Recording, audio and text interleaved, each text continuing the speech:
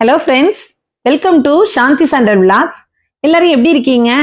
இன்னைக்கு நம்ம பார்க்க போற ரெசிபி என்னன்னா, ரொம்ப சுலபமா ஒரே ஒரு பாத்திரத்துல செய்யக்கூடிய இடிச்ச மிளகு பூண்டு ஒன் பாட் ரசம் சாதம் தாங்க.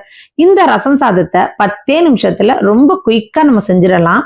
இதுக்கு பெரிய சைட் டிஷ்லாம் எதுவுமே தேவையில்லைங்க. எப்பொழுதுமே ரசம் அப்படின்னாலே உருளைக்கிழங்கு ரோஸ்ட் தாங்க. சிம்பிளா ஒரு உருளைக்கிழங்கு வறுவலோட இந்த சாதம் அட்டகாசமா இருக்கும். இந்த ரசம் சாதத்துக்கு முக்கியமான சுவையை இந்த இடிச்ச மிளகு பூண்டு தாங்க. இந்த இடிச்ச மிளகு பூண்டுவை நான் எப்படி சாதத்துல சேர்க்கிறேன் அப்படிங்கிறத வீடியோ கடைசி வரைக்கும் பாருங்க. வாங்க இப்ப இந்த ரெசிபியை ஆரம்பிக்கலாம். இப்ப 1 டம்ளர் அரிசி எடுத்திருக்கேன். 1 டம்ளருக்கு 2 ஸ்பூன் அளவுக்கு துவரம்பருப்பு எடுத்துக்கிறேன். இந்த துவரம்பருப்பு இந்த ரசம் சாதத்துக்கு சேர்க்கும் போது நமக்கு டேஸ்ட் அட்டகாசமா இருக்கும். நீங்க துவரம்பருப்பு நிறைய சேர்த்தீங்க அப்படின்னா அது சாம்பார் மாதிரி ஆயிடும். அதனால 2 ஸ்பூன் அளவுக்கு துவரம்பருப்பு எடுத்து நல்லா வாஷ் பண்ணிட்டு ஒரு 10 நிமிஷம் அரிசியை ஊற வச்சுக்கோங்க. அடுத்து முக்கியமான இந்த ரசத்துக்கு சுவையை கொடுக்கக்கூடிய மிளகு பொடி இடிக்க போறோம். மிளகு நல்லா நிறைய எடுத்துக்கோங்க. அதாவது 1 ஸ்பூன் மிளகு எடுத்திருக்கேன். அதே மாதிரி 1 ஸ்பூன் சீரகம் எடுத்திருக்கேன். நல்ல முழு பூண்டு 1 பூண்டு எடுத்துக்கோங்க. கருவேப்பிலை, கொத்தமல்லி எடுத்துக்கோங்க. இப்ப இதை போய் நம்ம என்ன பண்ண போறோம்னா இடிகல்ல இடிச்சுட்டு வர போறோம்.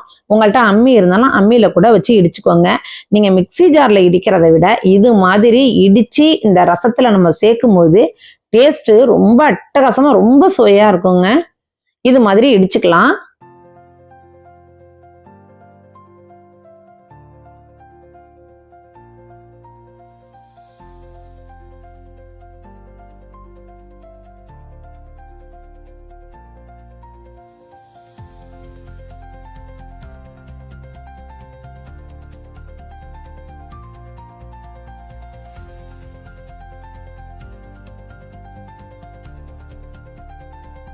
நம்ம இடிக்கும் போது முக்கியமா மிளகு சீரகத்தை ஃபர்ஸ்ட் வச்சு இடிச்சுட்டு அதுக்கப்புறம் பூண்டு வச்சு இடிக்கணும்.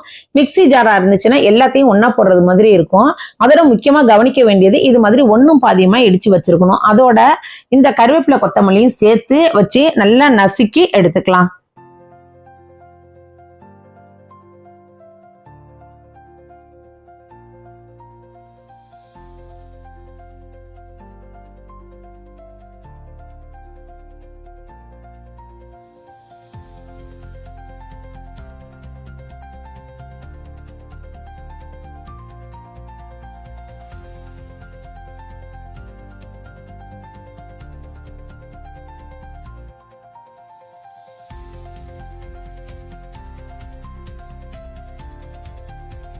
இப்ப பாத்தீங்கன்னா சூப்பரா நம்ம நல்லா அழகா இடிச்சு வச்சுட்டோம்.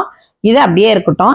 இப்ப இந்த சாதத்துக்கு நான் நல்ல 2 பழுத்த தக்காளி பழமா எடுத்திருக்கேன். நல்ல பெரிய தக்காளி பழமா எடுத்து கையால இது மாதிரி நல்லா பிசைஞ்சு விடுங்க.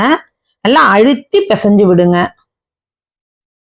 அந்த மேல உள்ள அந்த பாகம் இருக்கும் இல்லையா, அதை நம்ம கட் பண்ணனா எடுத்துருவோம் இல்லையா, அதே மாதிரி அந்த மேல உள்ள பாகத்தை நம்ம எடுத்துடலாம். இப்ப நான் குக்கர் வச்சிருக்கேன். குக்கர்ல 1 குழிக்கரண்டி அளவுக்கு நான் நல்லெண்ணெய் சேர்த்திருக்கேன். நல்லெண்ணெய் சேர்த்து செய்யும் போது சூப்பரா இருக்கும். அதுல 1/4 ஸ்பூன் அளவுக்கு ஒரு பிளேவர் காண்டி நெய் சேர்த்திருக்கேன். நெய் இஷ்டப்பட்டா சேர்த்துக்கோங்க, இல்லைன்னா தேவையில்லை. அதோட 1 ஸ்பூன் கடுகு உளுத்தம் பருப்பு, 2 வரமிளகா, 1 துண்டு கட்டி பெருங்காயம் சேர்த்து நல்லா கடுகு வெடிக்கட்டும். கடுகு வெடிச்ச பிறகு நல்லா இந்த கரைச்சி வச்ச தக்காளியை மட்டும் இதுல நம்ம சேர்த்துடலாம். சேர்த்து ஒரு கிளறி விட்டுருங்க. இப்ப அடுத்து ஒரு நெல்லிக்காய் சைஸ் அளவுக்கு புளி வச்சிருக்கேன். அந்த புளியை நல்லா கரைச்சி அந்த தண்ணியை இதுல நம்ம சேர்த்துக்கலாம். இதோட தேவையான அளவுக்கு மஞ்சள் தூள் சேர்த்து லைட்டா மூடி போடுங்க. லைட்டா மூடி போட்டு அந்த கொதி லைட்டா வரும். அந்த டைம்ல நம்ம இடிச்சு வச்சிருக்கோம் இல்லையா, அந்த மிளகு, பூண்டு, சீரகம், கருவேப்பிலை, கொத்தமல்லி அதை இதுல சேர்த்துடலாம். சேர்த்துட்டு நீங்க குக்கரை மூடி போட்டுறாதீங்க. இப்படி ஓப்பன்லயே வச்சுக்கோங்க. இந்த பாருங்க கொதி வருது. இந்த டைம்ல நம்ம அரிசியை சேர்க்க வேண்டியதாங்க. அரிசியை சேர்த்து அதற்கு தேவையான அளவுக்கு தண்ணி சேர்க்கணும். இப்ப நம்ம 1 கப்பு நம்ம அரிசி சேர்த்திருக்கோம் அப்படின்னு சொன்னா அது மாதிரி 5 மடங்கு அல்லது 6 மடங்கு கூட நீங்க தாராளமா தண்ணி சேர்த்துக்கலாம்.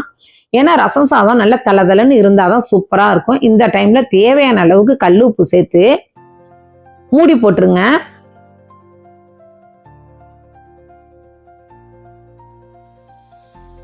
நல்லா மூடி போட்டு 6ல இருந்து 7 விசில் வைங்கங்க. நல்லா குழஞ்சி வெந்திருக்கணும் சாதம். இதுக்கு சைட் டிஷ்ஷா உருளைக்கிழங்கு ஃப்ரை. இப்ப பாத்தீங்க அப்படின்னா 6-7 விசில் வந்த பிறகு நல்ல ப்ரெஷர்லாம் அடங்கின பிறகு குக்கர் ஓப்பன் பண்ணுங்க. குக்கர் ஓப்பன் பண்ணி நல்ல கரண்டியால ஒரு தடவை நல்லா கடைஞ்சி விட்டுருங்க. உங்களுக்கு கொஞ்சம் கட்டியா இருக்கிறது மாதிரி தெரிஞ்சது அப்படின்னா கொஞ்சோண்டு வெந்நீர் வச்சு 1 டம்ளர் சேர்த்துக்கோங்க. உங்களுக்கு கன்சிஸ்டன்சி எப்படி வேணுமோ அந்த மாதிரி வச்சுக்கோங்க நீங்க. அவ்வளவுதாங்க. சூப்பர் அட்டகாசமான நல்ல கமகமன்னு நமக்கு ரசம் சாதம் ரெடி ஆயிடுச்சு. ஓப்பன் பண்ண உடனே வாசனை ஆளை தூக்குதுங்க. அந்த அளவுக்கு அருமையான ஃபிளேவரா இருக்குது.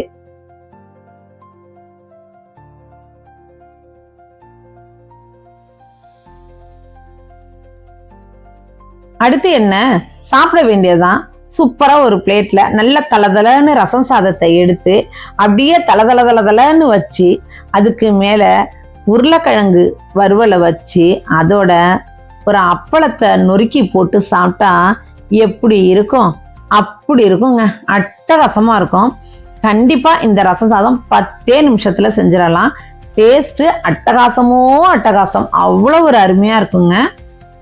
எப்பொழுதுமே ரசம் தனியா தான் வைக்கணும் அப்படிங்கிற அவசியமே கிடையாதுங்க. இது மாதிரி குக்கர்லயும் நீங்க ஒன் பாட்டா வச்சுட்டீங்கன்னு வச்சுங்களேன், வேலைக்கு வேலையும் சுலபமாயிடும், சாப்பிட்றதும் டேஸ்ட் அட்டகாசமா இருக்கும். கண்டிப்பா இதை ட்ரை பண்ணுங்க. ட்ரை பண்ணிட்டு எப்படி இருந்துச்சு அப்படிங்கிறத மறக்காம கமெண்ட் பண்ணுங்க. இதே மாதிரி இன்ட்ரெஸ்டிங்கான இன்னொரு வீடியோல மீட் பண்றேன். பாய்.